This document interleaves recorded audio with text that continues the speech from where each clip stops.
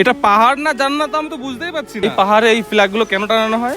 জাপানে চলে এসেছি, যে আজকে জন্মদিন উপলক্ষে নাকি আমাকে হেলিকপ্টার উঠাবে। এই পাপ্পিগুলো আমার খুব ভালো লাগে। যদি আমি আগে জানতাম যে পাহাড় এমন হয় তাহলে আমি আসতামই না তোমার সঙ্গে। আজকে হচ্ছে আগস্ট মাসের 25 তারিখ। Happy birthday.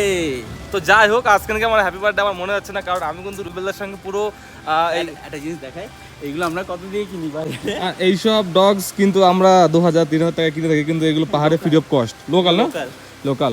তো রুবেলদার সঙ্গে যেহেতু পাহাড়ে ঘুরতে এসেছি, আমার কিন্তু মনে হচ্ছে না যে আজকে আমার জন্মদিন, মানে পুরো ফুল এনজয় করছি।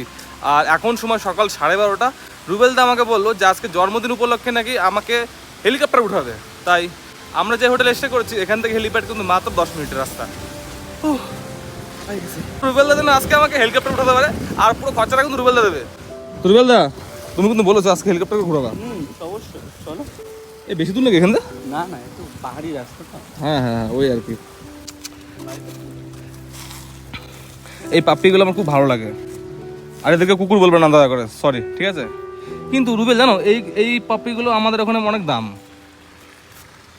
এটা হচ্ছে গ্যাংটকের পাপ্পি। চলো টাটা। কিন্তু এই সিকিম আসলে না আমার শুধু মনে হয়, চারপাশটা দেখলে, ঘর বাড়ি দেখে শুধু একটা কথাই মনে হয় যে জাপানে চলে এসেছি, ঠিক আছে? এই কথা কিন্তু আমাদের রুবেলদা অনেকবার বলেছে। বেশিরভাগ মানুষ মনে করে যে গ্যাংটক, সিকিম এই সাইডটা রাস্তাঘাট প্রচন্ড খারাপ, আর তো সেই ভয়টার জন্য কিন্তু অনেকে পাহাড় আসছে না। তো সত্যিটা কি সেটা রুবেলদার কাছে শুনে নেবো। রুবেলদা, এটা কি সত্যি কথা যে পাহাড় ভাঙার জন্য? না না, যেহেতু পাহাড়ি রাস্তা, হ্যাঁ, সমস্যা সবসময় হবে, আবার সমস্যার সমাধানও হবে। যেমন এই রাস্তাটা আমি দেখাচ্ছি, যে ঠিক হয়ে গেছে। ঠিক হয়ে গেছে। এবার তুমি নিজে বলো যে সিকিম, যে এখানকার সরকার, সে কতটা ফাস্ট রাস্তা ঠিক করার জন্য। গ্যাংটক কালিম্পং এর কথা শুনলে এখন অনেকেই ভয় পায়। আচ্ছা, এত সুন্দর একটা টুরিস্ট স্পট রয়েছে, একটু অ্যাডভেঞ্চার করে তো আসতেই পারবো। তো আমিও সবাই একটা কথাই বলবো যে তোমরা যারা ভাবছো যে আগামী দিন গ্যাংটক বা সিকিম আসবে, তারা কিন্তু অবশ্যই আসতে পারো। কোন দিক থেকে যাবে দেখো, রুবেলের কি অবস্থা, মানে শর্টকাট দেওয়া নিয়ে যাবে। আর যাই হোক, পাহাড়ের রাস্তায় কিন্তু অ্যাডভেঞ্চার করে সেই মজা। দেখো রাস্তাঘাট নাই, তা কি হয়েছে, রাস্তা আমরা বানিয়ে নিচ্ছি। ও ভাই সাব, মনে হচ্ছে রুবেলের সঙ্গে ট্রেক করতেছি। সত্যি এই জায়গাটা ভীষণ খারাপ ছিল।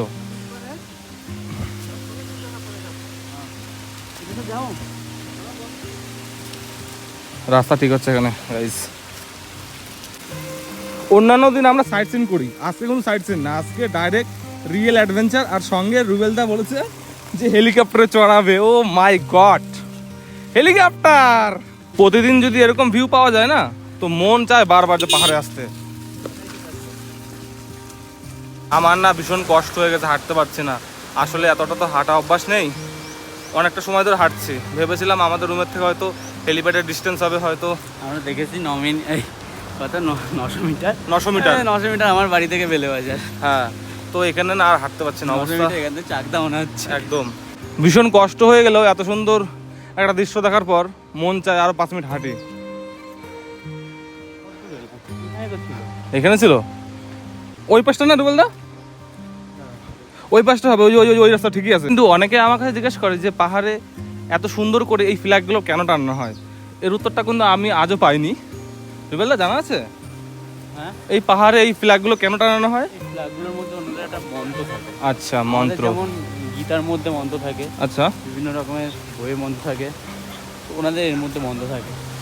এবং এটাও জানি আমরা, যেটা আমাকে দীপটা বলছিল, সেটা দীপটা ওনাদের বলছে, ওনাদের মধ্যে যখন কেউ মারা যান তখন তার স্মৃতি উদ্দেশ্যেও কিন্তু এমনটা করা হয়। এই রুবেল দেখেন, ছবি তুলবে, বসো, দাও ফোনটা, দাও ছবি তুলেছি, ফোন দাও। এটা একটা ভিউ পয়েন্ট, কিন্তু এটা পাহাড় না জান্নাত আমি তো বুঝতেই পারছি না। যদি আমি আগে জানতাম যে পাহাড় এমন হয় তাহলে আমি আসতামই না তোমার সঙ্গে। উফ, এত কষ্ট, কখন থেকে হেঁটে যাচ্ছে, সেই রাস্তায় মোটে ফুরাচ্ছে না। আর যেখানে তাকাচ্ছি সেখানে সেই ঝর্ণার জলের আওয়াজ, দম ফুরিয়ে যাচ্ছে রুবেলদা। কি ঝর্ণার জল? চলো দাদা, হেলিপ্যাড ইধার है দাদা, এই চলো। जा सकते हैं इधर, वीडियो करने के लिए नहीं जाने देगा, ऊपर से देख लो। ऊपर से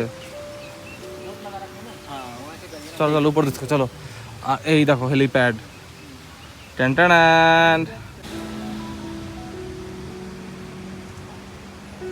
হঠাৎ করে না মনটা ভীষণ খারাপ হয়ে গেল। আমি চাইনি যে ভিডিওটা করব, কিন্তু ভিডিওটা করতে বাধ্য হলাম। এখানে আসার পর জিজ্ঞাসা করার পর জানতে পেলাম এখানে সকালবেলা দুটো টাইম হেলিকপ্টার ছাড়া হয়।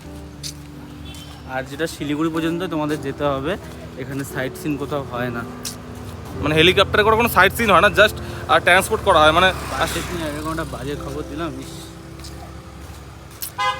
খবর না, মানে ভেবেছিলাম যে আর রুবেল খারাপ মনে করার কিছু না, আমার খারাপ লাগছে না, ঠিক আছে ওকে। আর ঠিক আছে, এখন হেলিকপ্টার উঠতে পারছি না, নেক্সট টাইম উঠবো, সমস্যা কোথায়? ছাড়াও রুবেল দা, নেক্সট টাইম। ঠিক আছে, তোমাকে আজকে এখানকার বিগেস্ট মোমো খাওয়াবো, চলো। সত্যি তো মোমো খাওয়াবে তো? আমার তো মোমো ছাড়া আর কিছু বুঝি না। আর আসলে পাহাড়ের মোমোটা একটা ইউনিক হয় কিন্তু।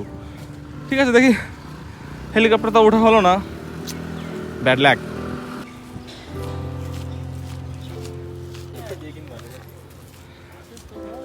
এই হলো হেলিপ্যাড, যেটা রয়েছে গ্যাংটকে অবস্থিত। যাই হোক দীপদা, পরের বার তোমাকে আমি একদম শিলিগুড়ি থেকে নিয়ে আসবো এখানে, চাপ নেই। দেখো আসাটা কোনো সমস্যা না, কারণ তোমরা ভালো করে জানো যে আমাদের বাগডোগরা থেকে কিন্তু গ্যাংটক আসতে পার পার্সন 3,000 থেকে 3500 টাকা নেয় এবং আসতে 35 মিনিট টাইম লাগে। তো আমরা ভেবেছিলাম যে রুবেল আর আমি নিচে যাব, তো ওখানে বললো যে শুধুমাত্র তারাই অ্যালার্ট যাদের কাছে টিকিট থাকবে, পাস থাকবে। তো আমরা যেহেতু এখন আর হেলিকপ্টার পরিষেবা বন্ধ, সকালবেলা 2টো টাইম চলে, টাইম মিস করে ফেলেছি জন্য এখন আমরা যেতেও পারবো না, উঠতেও পারবো না, আর কোনো রকম পাসও পাবো না। তো যাই হোক, কিছু বলার নেই, বাকিটুকু রুবেল তুমি বলো, নেক্সট টাইম হবে? নেক্সট টাইম হবে, ঠিক আছে, চলো ডান। এই কি ওটা, কি দেখলাম ওটা? আমাদের এখানকার টোটো। ওই টোটো হেলিকপ্টার রুবেল কিন্তু ওটা, এই সিরিয়াসলি বলছো? হেলিকপ্টার উঠতে পারার জন্য কোনো আফসোস নেই, তবে এই পাহাড়টাকে দেখেই অনেকটা মনটা ভরে গেল। তো আগামী বছর যদি সম্ভব হয় আসবো এবং ঘুরে দেখবো এই গ্যাংটক শহরকে হেলিকপ্টারে করে। দেখা হবে আবার কোনো এক নতুন ভিডিওর সঙ্গে। টাটা, সবাই ভালো থাকো, সুস্থ থাকো, বাই।